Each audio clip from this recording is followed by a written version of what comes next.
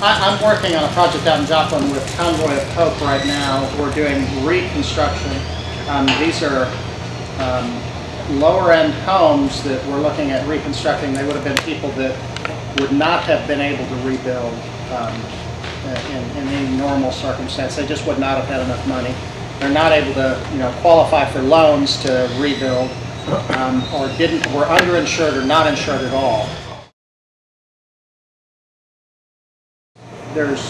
On a fixed income, a lot of these people chose to not have insurance and live, as opposed to not be able to afford to have insurance and live and eat and do all the other things that they need to do. Convoy of Hope has really stepped in and put their money where their mouth is and really helped out a lot and done a wonderful job for these people.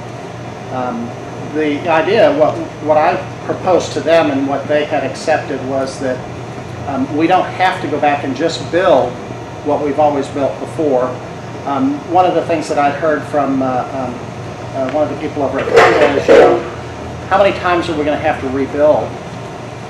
Homes in tornado zones or in flood zones or in all these areas, for these people that can't afford to do it anymore. Isn't there something better? There is something better we can do.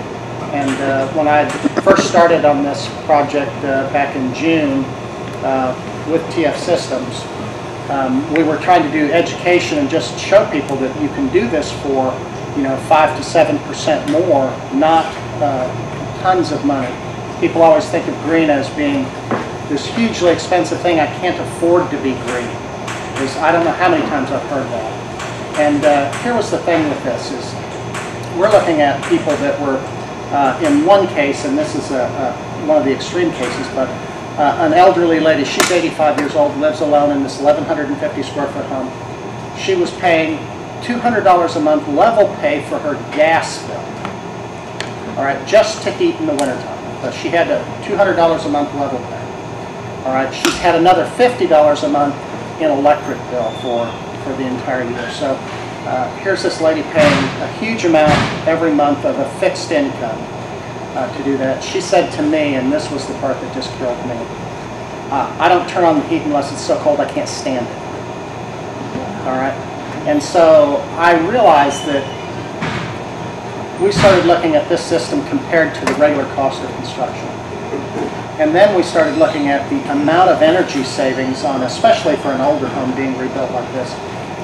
In the typical home, between 35 and 55% savings in energy is what you can see with an ICF construction, if we didn't do anything else other than just the ICF. We're also adding in the spray foam. We're at almost 10% more for the construction, but the utility bill is going to be cut in more than half.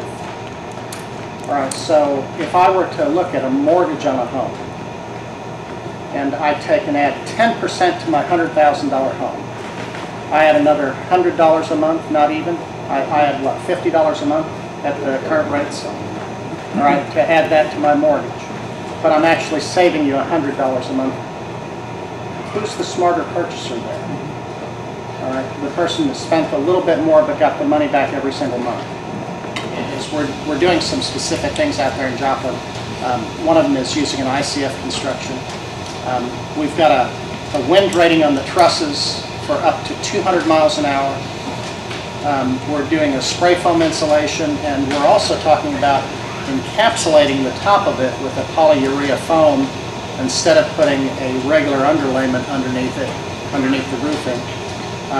The polyurea actually seals around the nails as they go in. I don't know how many of you guys and gals have done regular roofing, but shingle roofs, nails just rip holes in shingles. And the idea is that this really seals underneath, but it also allows us to do some really neat things. We're looking at there's a new federal program that's supposed to be out. It's called Resilience Star. And we've been talking to the Department of Homeland Security and FEMA about this new rating system and about being a pilot project for this rating system. That along with getting Energy Star for each one of these homes as well. We're looking at a lot of homes out there for a reasonable price that are affordable and strong and very energy